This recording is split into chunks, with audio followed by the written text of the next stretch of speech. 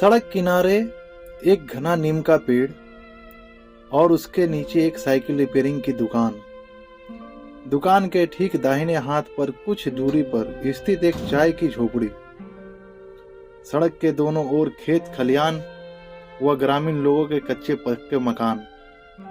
वहीं पर नजदीक स्थित एक प्राइमरी पाठशाला की आखिरी घंटी बजती है और कुछ ही देर में मास्टर रमाकांत जी अपनी साइकिल को लुढ़काते हुए भुआल पंचर वाले के पास आ जाते हैं।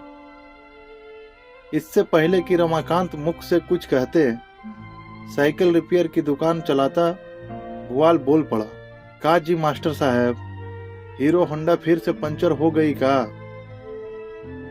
पजामा कुर्ता पहने, गले में सफेद रंग का गमछा डाले रमाकांत साइकिल को स्टैंड पर टिकाते हुए कहते हैं, जब तुम्हारे जैसे इंजीनियर काम चलाऊ काम करेगा तो हीरो होंडा रोज पंचर ही होगी। भुआल रमाकांत की मस्करी को पहचानते हुए उत्तर देता है, सब हमारा ही गलती है ना मास्टर जी? तनिक घाम देखिए कितना है, सूरज भगवान लग रहा है सब जलाकर राख कर देंगे। भुआल पास में रखे मटके की ओर इशारा करते हुए कहता है, पीजिए ठंडा पानी, गला तर करिए अपना, तब तक हम 2 चाय बोलकर आते हैं। अरे नहीं नहीं, रमाकांत जी बोले, तुम बैठो भुआल, पंचर बना दो जल्दी, मैं ही जाकर चाय लाता हूं। इधर नीम के पेड़ के नीचे भुआल साइकिल को जमीन पर गिराकर उसका ट्यूब निकाल रहा था। उधर रमाकांत मास्टर जी चाय वाली झोपड़ी के पास जा पहुंचे। धूप इतनी तेज थी कि सड़क पर देखने से ऐसा लग रहा था मानो उस पर कोई तरल पदार्थ बह रहा हो। गांव की सड़कें बहुत ज्यादा चौड़ी और सपाट नहीं होती। उसी सड़क पर मवेशी, पैदल चलते लोग, 2 पहिया 4 पहिया वाहनों के अतिरिक्त सवारी, जीप और लोकल बसें आदि दौड़ती भागती रहती। सड़क किनारे नीम के नीचे बैठा भुआल अभी पंचर के छिद्र को तलाशने के लिए ट्यूब फुलाकर पानी में डालता ही है कि अचानक एक तेज रफ्तार आती हुई बस अनियंत्रित होकर नीम के पेड़ से जा टकराई। यह टक्कर इतनी जोरदार थी कि सवारियों से भरी हुई बस लगभग 2 भाग में बंटते हुए नीम के पेड़ में पूरी तरह फंस गई। चिलचिलाती कड़ी दोपहरी के शांत वातावरण में अचानक ही कौतूहल उमड़ पड़ा। रोने चीखने की आवाजों के बीच बस में बैठे घायल जिंदा लोग खुद को बचाने की गुहार लगाने लगे। क्षण में ही पास वाली चाय की झोपड़ी से सभी लोग बाहर आकर घायल लोगों को बस से निकालने लग गए। इससे पहले कि दूर थाने से पुलिस आती, ग्रामीण लोग अपना सामाजिक दायित्व निभाने लगे। बस में बैठी कुछ महिलाएं, बुजुर्ग, पुरुष एवं बच्चे मृत्यु को प्राप्त हो चुके थे और जो घायल थे उनकी भी हालत अत्यंत गंभीर थी। एक गांव ही है जहां लोग सबका दुख पहचानते हैं।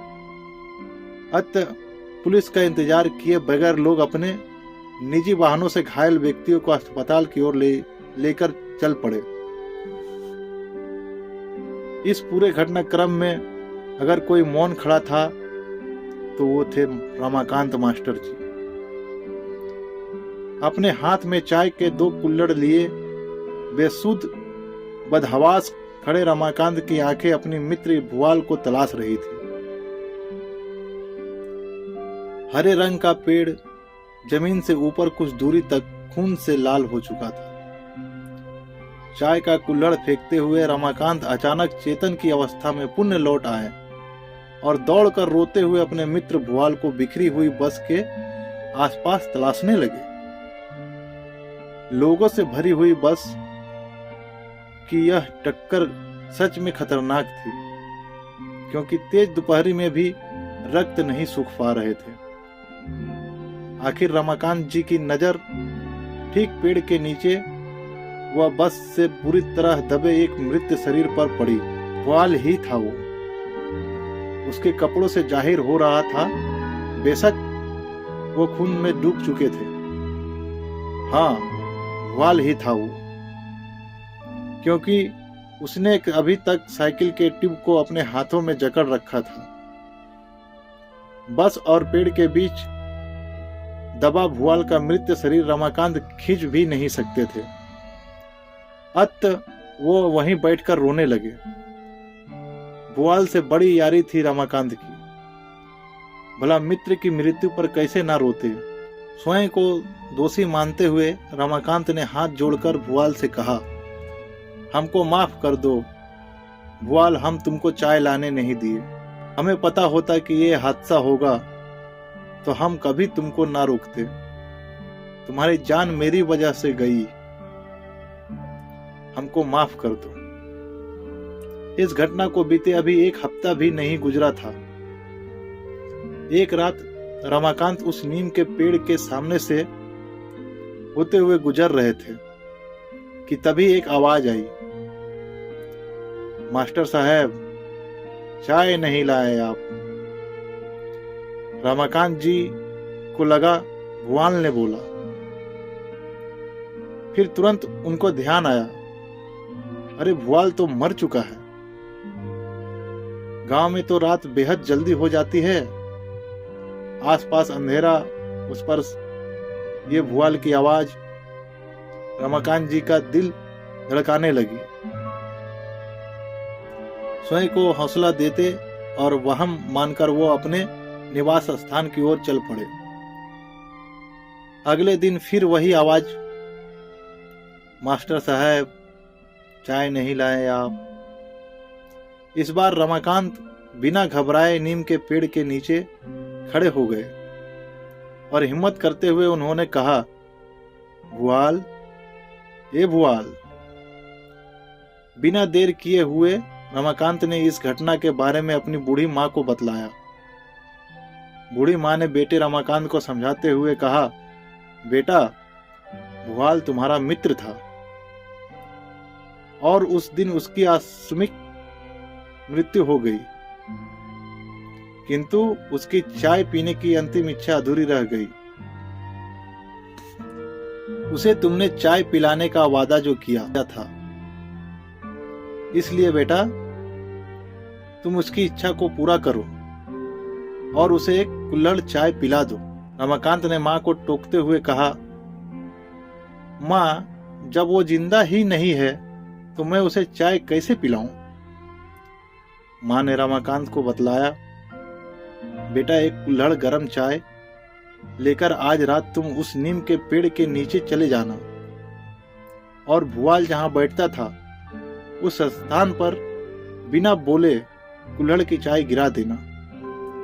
तुम्हारे ऐसा करने से उसकी चाय पीने की अंतिम इच्छा पूरी हो जाएगी। 21 बरस बीत गए, किंतु भुआल की कहानी और उसके चाय पीने की अंतिम इच्छा को रमाकांत जी आज भी सबको बतलाकर याद करते हैं। गांव के नए लड़के रमाकांत जी को अंधविश्वासी कहते हैं, पर भुआल की अंतिम इच्छा अंधविश्वास नहीं बल्कि एक सत्य घटना थी, जिसे केवल रमाकांत ही समझ सकते थे। धन्यवाद।